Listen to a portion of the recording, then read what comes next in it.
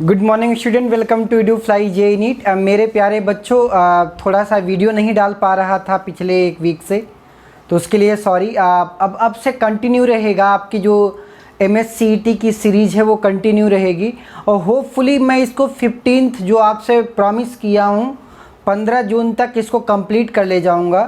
वैसे 60% सिलेबस हो गया है। जो बच्चे नए हैं MSCET की तैयारी कर रहे हैं वो जा कर के चैप्टर वाइज आप प्लेलिस्ट में देख सकते हैं वीडियोस। तो आज हम जो बात करने चल रहे हैं magnetic field due to electric current, second part बात करने वाले हैं। 2015 तक सारा डिस्कशन हो गया था, 2016 ऑनवर्ड टू 2020 तक डिस्कशन करेंगे। तो हम बात करते हैं क्वेश्चन नंबर 1 से। क्या कह रहा है? An iron rod is placed parallel to the magnetic field intensity 2000 ampere per metre. The magnetic flux through the rod, magnetic flux दिया है ये और फाई दिया है, and cross section area is 3 centimetre square. Alright, the magnetic permeability of rod, तो आपको magnetic permeability of rod पूछ रहा है, ठीक है, म्यू आर पूछ रहा है। तो म्यू आर क्या होता है? बेसिकली B/B नॉड, ठीक है। अब ये B कैसे आएगा उसके लिए हमें पता है, B जो फाई होता है, phi equal to B into A होता है। अब ये B यहाँ से निकालेंगे फाई डिवाइडेड बाई ए से। फाई मतलब मैग्नेटिक फ्लक्स दिया है, magnetic flux through the rod दिया है कितना? 6 into 10 to the power -4 weber. Alright, divided by cross section area दिया है 3 centimetre square. So 3 into 10 to the power -4 लिखेंगे। चूँकि सेंटीमीटर स्क्वायर है तो मीटर स्क्वायर में चेंज करेंगे SI यूनिट में, तो ये दोनों कैंसिल आउट हो जाएगा। तो यहाँ से वैल्यू कितनी आ जाएगी? 2 आ जाएगी, ठीक है। मैग्नेटिक B की मैग्नेटिक फील्ड इंटेंसिटी B आ गया, तो इसकी वैल्यू 2/B नॉट दिया है। रॉड की वजह से मैग्नेटिक फ्लक्स इंटेंसिटी B दिया है कितना? 2000 दिया है। Alright, so we are getting the value of 10 to the power -3। This is called as relative permeability. क्या बोलते हैं? Relative permeability. ऑलराइट, सो ये इसमें यही पूछा था, magnetic permeability of rod. Alright, so option is option C. Alright, so question number 2 जो कि 2016 में ही आया है, आप नोट डाउन कर सकते हैं। चैप्टर वाइज पूरा जो है डिस्कशन जा रहा है।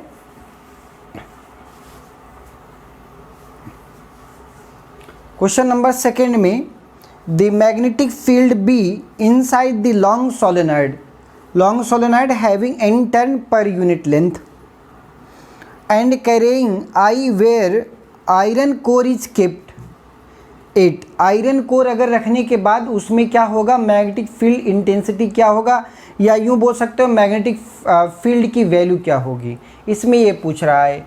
तो B इक्वल टू होता है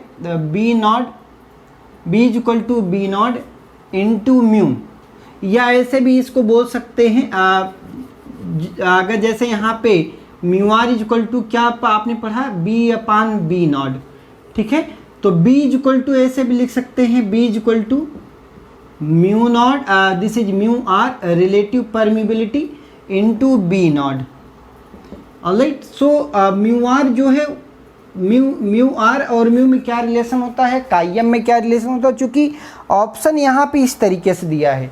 अगर हम बात करें रिलेटिव परमिबिलिटी तो म्यू नॉट होता है, जहाँ पे म्यू आर रिलेटिव परमिबिलिटी होता है, म्यू क्या होता है? परमिबिलिटी ने मीडियम होता है, और ये म्यू नॉट क्या होता है? परमिबिलिटी ने फ्री स्पेस होता है। ये तीनों बातें याद रखें यहाँ पे। अब यहाँ पे बात ये है कि म्यू आर की वैल्यू कैसे लिखी जाए। म्यू जो है, म्यू और मैग्नेटिक ससेप्टिबिलिटी जिसको बोलते हैं, काइम बोलते हैं, उसमें क्या रिलेशन होता है? तो mu R equal to mu 1 plus chi m, ठीक। तो यहाँ पे 1 plus chi m into B naught होता है। अब ये B नॉट वो वैल्यू है जो कि आपके पास यहाँ पे ये काइम जो है मैग्नेटिक ससेप्टिबिलिटी बोलते हैं इसको, या कहीं कहीं x लिखते हैं, 1 प्लस x लिखते हैं, वैसे काइम इसको बोला जाता है। ऑलराइट, तो यहाँ पे आपके पास जो B की वैल्यू आती है, जनरली ये जो B होता है म्यू नॉट NI होता है। तो यहाँ पे अगर हम देखें, यहाँ पे म्यू नॉट के टर्म्स में अगर हम देखें, इसमें से 4 ऑप्शन हमें सेलेक्ट करने थे। तो इस जो 1 प्लस काइम अगर देखें म्यू नॉट एन आई, ये जो आपके पास वैल्यू है, यहाँ पे बात करते हैं जैसे b equal to mu naught b equal to mu R into B है, तो म्यू आर की value mu naught into B. अब b की जो वैल्यू है, b नॉट की value mu naught n I होती है, म्यू नॉट एन आई ये b होता है ड्यू टू सोलेनॉइड। ठीक है, अब बात ये आती है कि अगर ये वैल्यू यहाँ पे रखें तो हमें क्या मिलेगा, b इक्वल टू, ये तो b रिलेटिव है जिसमें आप लिखना चाह रहे हो, जैसे यहाँ पूछा है कि एक रॉड रखने के बाद जो है मैग्नेटिक फील्ड क्या होगा, तो यहाँ पे बी नॉट की जगह पे हमने क्या रख दिया, म्यू नॉट एन आई रख दिया। ठीक है, बी नॉट। अब म्यू आर के वैल्यू 1 प्लस काइम, तो यहाँ पे म्यू इंटू 1 प्लस काइम हो गया। तो म्यू इंटू म्यू नॉट यहाँ पे देखें, ये रिलेटिव बेसिकली एक टर्म्स में बात करें तो अगर म्यू आर की वैल्यू आपके पास 1 हो जाती है तो म्यू जो है वो किसके बराबर हो जाता है, म्यू नॉट और म्यू क्या हो जाते हैं, बराबर हो जाते हैं। मतलब रिलेटिव परमिबिलिटी अगर 1 हो जाती है, अगर परमिबिलिटी ने मीडियम और परमिबिलिटी ने फ्री स्पेस दोनों बराबर हो जाते हैं तो ये वैल्यू क्या हो जाएगी, 1 हो जाएगी। तो इसका मतलब क्या है कि इसकी वैल्यू जो है म्यू आर इंटू म्यू की जो वैल्यू है, ये वैल्यू क्या लिखी जाएगी, इसकी वैल्यू मीडियम की 1 हो जाती है तो ये वैल्यू क्या हो जाएगी, mu naught n I into 1 plus chi m हो जाएगी। ठीक है, तो ये आपके पास बी रिलेटिव मीडियम के लिए आ गया। तो ऑप्शन चेक करते हैं, ऑप्शन में mu naught n I 1 minus chi m दिया है, ये सब ऑप्शन नहीं है, option D would be the correct one. ठीक है, सो ऑप्शन डी अपना सही आंसर है। सो क्वेश्चन नंबर 3 से बात करते हैं।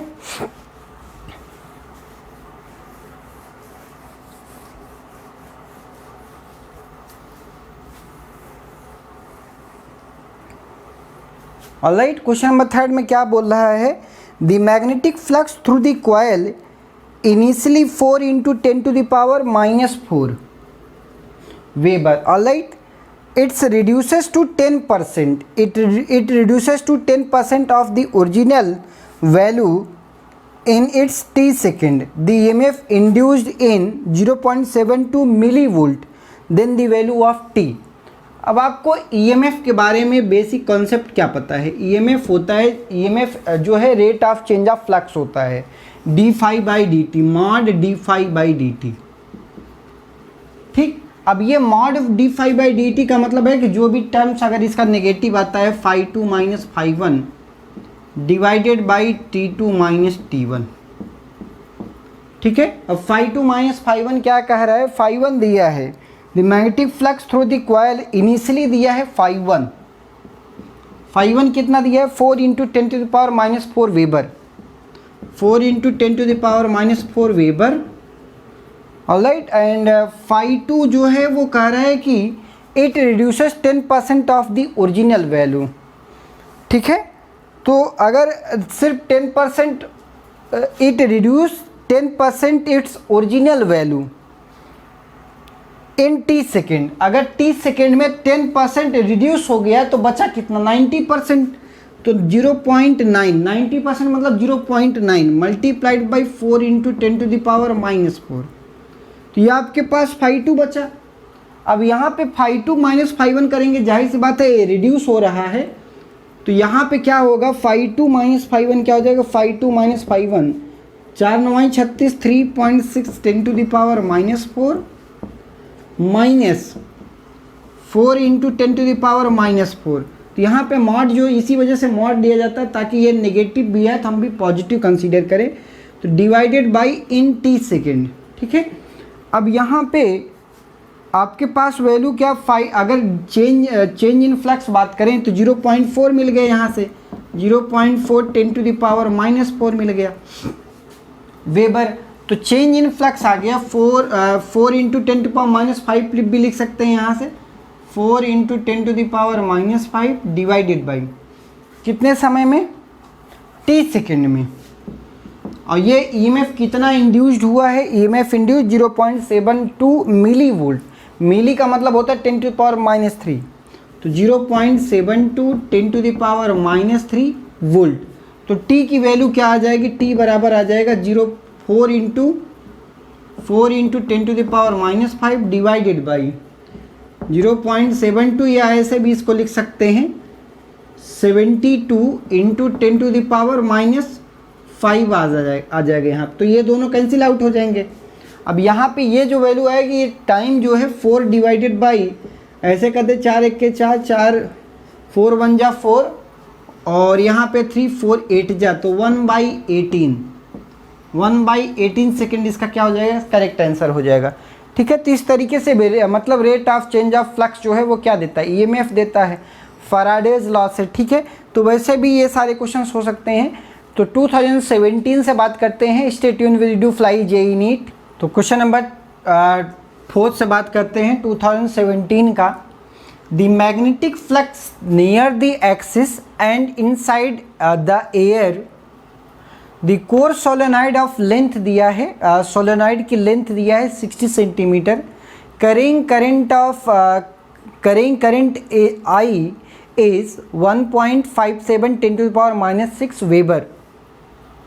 If the magnetic moment will be and asking for its magnetic moment will be, तो हमें बेसिक कॉन्सेप्ट क्या क्या पता है। एक तो हमें जो आपकी सोलेनॉइड है, सोलेनॉइड क्या होता है कि अगर आपके पास इंसुलेटिंग सिलेंडर है, उसमें क्या हो रहा है कि इस पे बहुत सारी क्या है कि कंडक्टिंग वायर्स जो है वो रैप अप कर दिए जा रहे हैं इस तरीके से। तो इस सेटअप को बोलते हैं, और इसको क्या किया जा रहा है, एक यहाँ से करंट जो है इसके क्रॉस सेटअप की जाती है, तो इसमें अपने आप मैग्नेटिक फील्ड सेटअप हो जाता है। अब अगर ये क्रॉस सेक्शन एरिया कह रहा है, area of cross section is very small, अगर area of cross section very small है इन कंपेरिजन ऑफ लेंथ, तभी ये फार्मूला वैलिड होता है, जो B = μ0 NI होता है, तभी ये फार्मूला वैलिड होता है, वेयर N जो होता है, N is the number of turns per unit length होता है। ठीक है, capital N divided by L। Alright, so इसको क्या लिखा जा सकता है, μ0 N into I divided by L, number of turns where N is the small, N is the number of turns, इसमें कितने नंबर ऑफ टर्न्स हैं पर यूनिट लेंथ, इसका आपका सोलेनॉइड का लेंथ क्या है। ठीक है, अब हमें यहाँ पे क्या पता है, और फ्लक्स पता है। फ्लक्स क्या होता है, बेसिकली फ्लक्स बराबर होता है B इंटू A। अब यहाँ पर अगर क्रॉस सेक्शन एरिया और आपका मैग्नेटिक फील्ड लाइंस जो है, अगर आपको पता है ये नॉर्थ पोल हो जाता है, ये साउथ पोल, इस तरीके से मैग्नेटिक फील्ड लाइंस इसमें सेटअप होती है, तो इसका क्रॉस सेक्शन एरिया और इसके बीच में जो है एंगल अगर थीटा होता है, तो फाई = B इंटू A, या B.DA आपने पढ़ा होगा, where B into A cos of theta, theta की वैल्यू 0 हो जाएगी। अगर 0 हो जाएगी तो वैल्यू क्या हो जाएगी, सिर्फ B इंटू A आएगी। अगर ये आपके पास फ्लक्स है तो हम एक बात बोल सकते हैं, फ्लक्स बराबर B की वैल्यू आपको पता है μ0 N into I divided by L into A। अब आपको मैग्नेटिक मोमेंट निकालना है। ठीक है, मैग्नेटिक मोमेंट क्या होता है, NIA होता है। मैग्नेटिक मोमेंट क्या होता है, N into I into A, इसको क्या बोलते हैं, मैग्नेटिक मोमेंट। तो magnetic moment capital M NIA, इसकी वैल्यू हमें पूछ रहा है। तो हमें फ्लक्स पता है, सब कुछ पता है, तो यहाँ क्रॉस मल्टीप्लाई कर लेंगे, तो M बराबर क्या हो जाएगा, phi into L divided by μ0। ठीक है, फाई की वैल्यू क्या पता है, 1.57, तो यहाँ पे वैल्यू रख देंगे 1.57 10⁻⁻6, alright, into length of this solenoid is 0.6 divided by μ0, मतलब परमिबिलिटी ने फ्री स्पेस, परमिबिलिटी ने फ्री स्पेस क्या होता है, 4π 10⁻⁻7, ऑलराइट। तो यहाँ पे अगर हम पाई की वैल्यू रखें 3.14, यहाँ पे 4 इंटू 3.14, ठीक है, तो यहाँ से ये इसका 2 टाइम्स लगभग है, तो ये 2 टाइम्स हो गया, यहाँ पे सॉरी यहाँ पे 2 टाइम्स हो गया, 4 2 जा 8 हो जाएगा। तो यहाँ पे भी अगर ये देखें 10⁻⁻7 हो जाएगा ये, तो ये दोनों कैंसिल आउट हो गए, तो 6 डिवाइडेड बाई 8, 6 डिवाइडेड बाई 8 का मतलब कितना होता है, 0.75, 3/4, 3/4 मतलब 0.75। तो इसका करेक्ट आंसर कौन सा हो जाएगा, option C would be the correct one, 0.75। तो अगर आपको ये बेसिक कॉन्सेप्ट सब आता है तो आप ये क्वेश्चन कर ले जाओगे आराम से, कहीं कोई दिक्कत नहीं है। अब हम बात करते हैं क्वेश्चन नंबर 17, 2017 में ही आया है, क्वेश्चन नंबर 5। क्योंकि एक बच्चे की डिमांड थी कि सर आप वो कौन से ईयर में आता है ये ज़रूर लिखें, ताकि नोट डाउन करने में आसानी रहे कि किस ईयर में आया है ये वाला प्रॉब्लम। तो बच्चों की ही डिमांड पे ये मैं लेके आता हूँ MSCT। तो कह रहे हैं कि बार मैग्नेट हैज़ लेंथ यहाँ दिया है, बार मैग्नेट की लेंथ दिया है, cross section area of the bar magnet दिया है, मैग्नेटिक मोमेंट भी दिया है, मैग्नेटिक इंटेंसिटी ऑफ मैग्नेटाइजेशन पूछ रहा है। तो इंटेंसिटी ऑफ मैग्नेटाइजेशन क्या होता है? इंटेंसिटी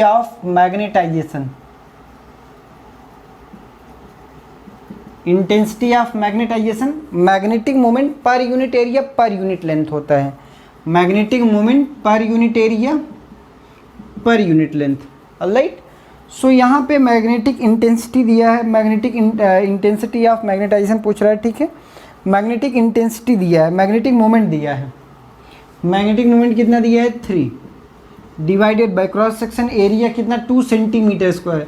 सो 2 × 10⁻⁻⁴ SI यूनिट में लिखेंगे, divided by length multiplied by यहाँ पे क्या लेंथ करना है 0.03, ठीक है। तो अब इसको सॉल्व कर लेना है। तो वैल्यू कितनी आ जाएगी 3 डिवाइडेड बाई, इसको काम 3 2 जा 6 कर लेंगे, 0.06 कर लेंगे, 10⁻⁻⁴ कर लेंगे, या इसको थोड़ा सिंप्लीफाई कर लें तो 10⁻⁻2 यहाँ पर लिखा जा सकता है। 3 डिवाइडेड बाई 6 × 10⁻⁻6 हो जाएगा। तो 3 2 जा 6 हो जाएगा, तो 0.5 10⁻+6 हो जाएगा। अब इसको थोड़ा और सिंप्लीफाई कर लेंगे तो यहाँ पे 10⁻⁻1, यहाँ पे 10⁻6, वैल्यू कितना 5 × 10⁻5 हो जाएगा, ठीक है। So our answer is 5 × 10⁻5। Yes, option D would be the correct one.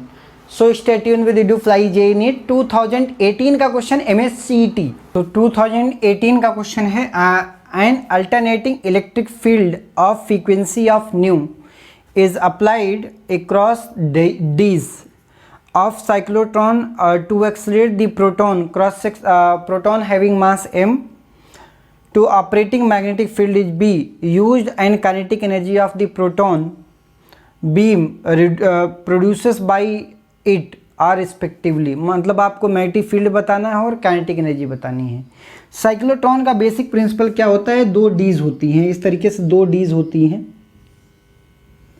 ठीक है। और इनके बीच में क्या अप्लाइड होता है, यहाँ पे डीज के बीच में एक पोटेंशियल अप्लाइड होता है, यहाँ पे इनके बीच में क्या हो जाता है, मैग्नेटिक फील्ड जो है इंड्यूस्ड हो जाती है। तो अगर एक प्रोटॉन यहाँ से फेंका जाता है तो इस तरीके से इसकी रेडियस बढ़ती जाती है और ये हाई काइनेटिक एनर्जी होता हुआ चला जाता है। काइनेटिक एनर्जी जितनी ज़्यादा होगी, फिर फाइनली जब डीज से बाहर आएगा तो क्या होगा, डीज से बाहर आएगा तो उसकी काइनेटिक एनर्जी बहुत ज़्यादा होती है।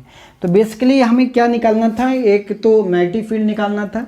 तो हमें क्या पता है 2πr अगर मान लेते हैं इसकी किसी पर्टिकुलर टाइम पे रेडियस r है, तो इसका सरकमफ्रेंस कितना हो जाएगा 2πr हो जाएगा।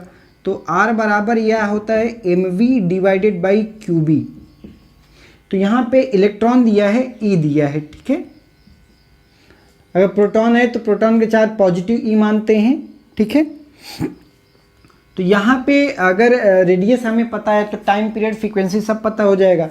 तो 2πr this is circumference, time कितना लगेगा विद वेलोसिटी v, 2πr/v, या फ्रीक्वेंसी क्या हो जाएगी v/2πr, ऑलराइट। ये फ्रीक्वेंसी यहाँ पे न्यू दिया है तो इसको हम न्यू से रिप्रेजेंट करते हैं। तो v डिवाइडेड बाई 2π, r के जगह वैल्यू रख देंगे पूरा mv divided by e into B. तो v कैंसिल हो जाएगा। तो हमारे पास जो फ्रीक्वेंसी की वैल्यू आ रही है वो क्या आ रही है, e into B by 2πm आ रही है। ये फ्रीक्वेंसी आ गया, हमें b पूछा था तो b बराबर क्या हो जाएगा 2πm into frequency divided by electron. तो एक तो ये आ गया हमारे पास, जिसको क्या मैग्नेटिक फील्ड पूछते हैं, ये मैग्नेटिक फील्ड इनसाइड है हर जगह। तो ये कितना होगा, मैग्नेटिक फील्ड की value in terms of frequency आ गई।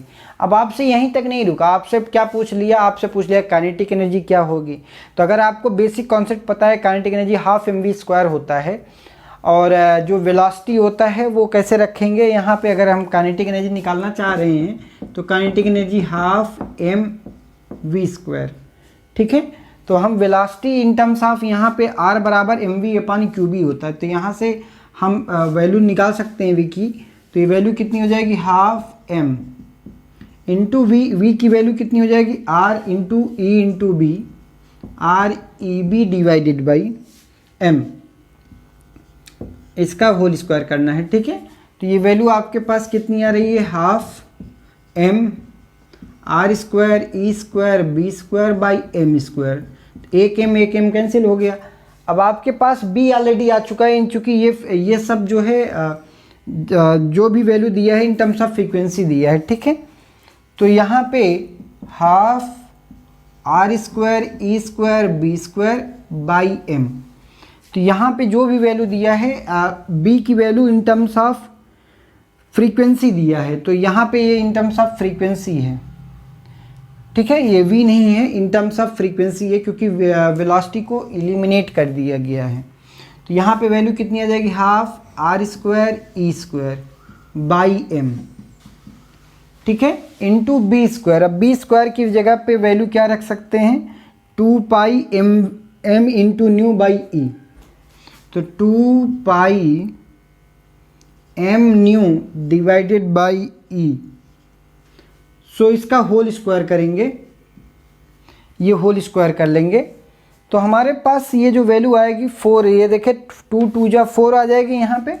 तो ये वैल्यू कितना, half r² e² by m, 4 pi m² nu divided by e²। तो 2 2 जा 4, तो 2 पाई², यहाँ 2 1 जा 2, 2 2 जा 4, 2 पाई², तो 2 पाई², एक m कैंसिल आउट हो जाएगा, m into न्यू² r²।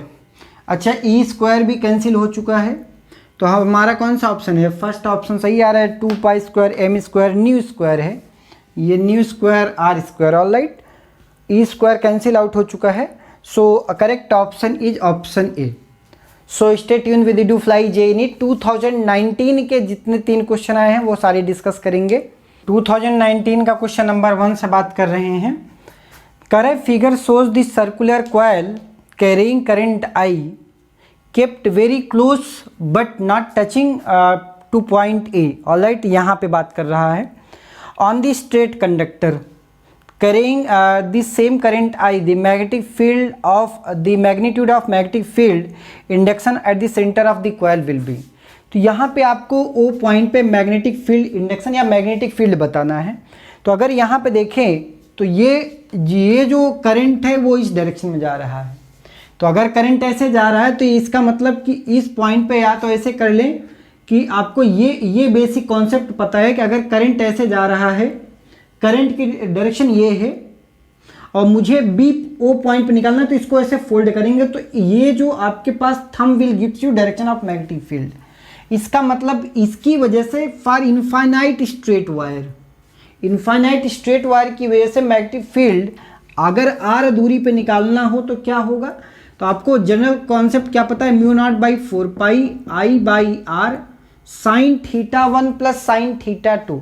So in the case of infinity, अगर यहाँ पे बात करें, अगर ये इन्फिनिटी हो गए हैं दोनों, तो इसकी value it is close to 90 degree, sine 90 plus sine 90, तो 2 आ जाएगा, 2 2 जा 4, यहाँ पे वैल्यू क्या आ जाएगा, μ0/2 पाई I/r। इसकी वजह से मैग्नेटिक फील्ड आउटसाइड होगा, तो हम इसको B1 मान रहे हैं। B1 की वैल्यू क्या है, आउटसाइड है। अच्छा, इसकी वजह से अगर करंट इसमें चल रहा है इस तरीके से, ऐसे चल रहा है क्लॉकवाइज चल रहा है, तो यहाँ पे अगर ऐसे फोल्ड करते हैं तो मैग्नेटिक फील्ड इनसाइड है ड्यू टू करंट कैरिंग। अगर B2 लिखना चाहें तो B2 एट द सेंटर क्या होगा, अगर आपको करंट के पूरे सर्कल के बारे में पता है तो μ0/2 I/r होता है, μ0/2 I/r पूरे सर्कल के लिए। तो ये क्या है, इनसाइड है, ये वाली वैल्यू आउटसाइड है, ये वाली वैल्यू इनसाइड है। तो हम ये क्या करना है, B1 माइनस B2 करना है, क्योंकि एक दूसरे के अपोजिट डायरेक्शन में है ना ये। तो अगर यहाँ पे देखें तो बहुत सारी चीज़ें कॉमन आ रही हैं, तो कॉमन ले लेंगे, जैसे μ0 कॉमन हो गया आई बाई आर कॉमन हो गया तो आपके पास यहाँ पे क्या बचा, mu naught I by R common, तो 1/2 प्लस 1/2 बचा। ठीक है, वो 2 भी कॉमन ले लेंगे, तो अगर 2 भी देखें यहाँ पे 2 कॉमन लिया है तो 2 भी कॉमन ले लें यहाँ पे, तो आपके पास डायरेक्ट आंसर आ जाएगा ये वाला, option A would be the correct one. ऐसे बहुत सारे क्वेश्चंस आए भरे पड़े हैं, मतलब MSCT में चाहे सर्कुलर का कॉम्बिनेशन बात करें या हाफ सर्कल का कॉम्बिनेशन बात करें या फिर स्ट्रेट वायर विद सर्कल का कॉम्बिनेशन की बात करें, उस पर बहुत सारे क्वेश्चंस आए हुए हैं। तो इस टाइप के आप वैरायटी अच्छे से देख लेंगे, बेसिक कॉन्सेप्ट अगर आपका क्लियर है तो ये हो जाएगा यहाँ से। क्वेश्चन नंबर 2019 में ही आया है एक क्वेश्चन, उसकी बात कर लेते हैं।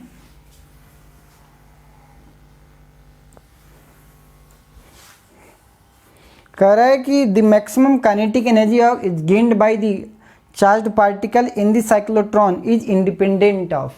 तो मैक्सिमम काइनेटिक एनर्जी क्या होता है, काइनेटिक एनर्जी होता है ½ mv², ये होता है। अब अगर यहाँ पे वेलोसिटी की टर्म्स में बात करें तो r बराबर क्या होता है, mv/qb।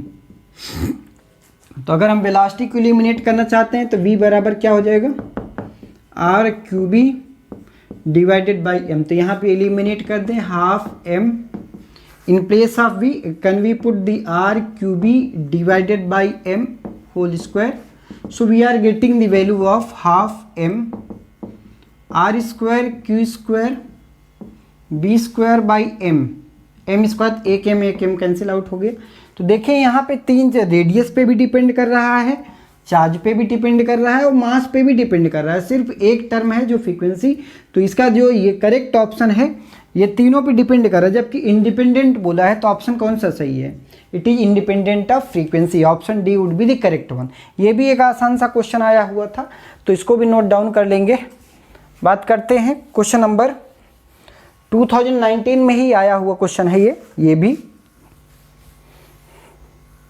कह रहा है कि in a hydrogen atom the electron of the charge E revolves in a orbit of radius r with velocity v, then the magnetic moment की बात कर रहा है कि अगर एक रेडियस है जिसकी रेडियस r है, एक इलेक्ट्रॉन है, एक हाइड्रोजन एटम है, यहाँ पे ऑलराइट हाइड्रोजन एटम है, इलेक्ट्रॉन रिवॉल्व कर रहा है विद वेलोसिटी v, मान लेते हैं विद वेलोसिटी v से रिवॉल्व कर रहा है, तो मैग्नेटिक मोमेंट कितना क्रिएट करेगा ये इसके बारे में बताना है। तो मैग्नेटिक मोमेंट क्या होता है, magnetic moment basically I × A होता है। ठीक है, अब I क्या होता है, rate of flow of charge को ही हम क्या बोलते हैं, करंट बोलते हैं, तो E/T बोल सकते हो मल्टीप्लाइड बाई एरिया। अब E/T क्या है, टाइम कितना लगेगा, अगर V वेलोसिटी है 2πr डिवाइडेड बाई v, ये क्या लगेगा, टाइम लगेगा, तो यहाँ पे वैल्यू रख देंगे E/T, T की जगह 2πr × v इंटू एरिया क्या होता है, अगर एरिया ऑफ क्रॉस सेक्शन देखें रेडियस r दिया है तो πr², तो r कैंसिल हो जाएगा, पाई कैंसिल हो गया, तो यहाँ पे EVR डिवाइडेड बाई 2 आ गया। ऑलराइट, EVR डिवाइडेड बाई 2, तो ये आपके पास क्या हो जाएगा, मैग्नेटिक मोमेंट आ जाएगा। ये भी एक आसान सा क्वेश्चन आया हुआ था। सो चैनल पे अच्छे से पूरा प्लेलिस्ट अब तैयार कर दूंगा 15 जून तक। ठीक है, तो आप अच्छे से तैयारी करें, जो भी कहीं पे भी डाउट होता है आप ज़रूर जो है कमेंट सेक्शन में ज़रूर कमेंट करें। कोशिश ये रहे कि डेली वीडियो लेके आऊँ ताकि ये 15 जून तक कंप्लीट कर ले जाऊँ। पढ़ाई अच्छे से आप करिए, मतलब ऐसा नहीं कि अभी एग्ज़ाम पोस्टपोन हुए हैं तो आप थोड़ा डिम पड़ जाइए, ऐसा मत करिए। मतलब आपकी एनर्जी जो है तभी बनी रहेगी जब आप कंटिन्यूस पढ़ाई करेंगे, आप उसमें लगे रहेंगे, तभी अच्छा रिजल्ट आएगा। अदरवाइज़ मतलब इस तरीके से रिजल्ट पता नहीं है कि ठीक है डेट पता नहीं है, लेकिन आपको अपनी मंजिल खुद तय करनी है, और जब तक आप लड़ेंगे नहीं तब तक जीतेंगे नहीं। ठीक है, तो आप ऐसे ही पढ़ाई करते रहिए, जो भी कहीं पे भी डाउट हो हम हमेशा आपके साथ हैं। तो आज के लिए बस इतना ही। Thank you all of you.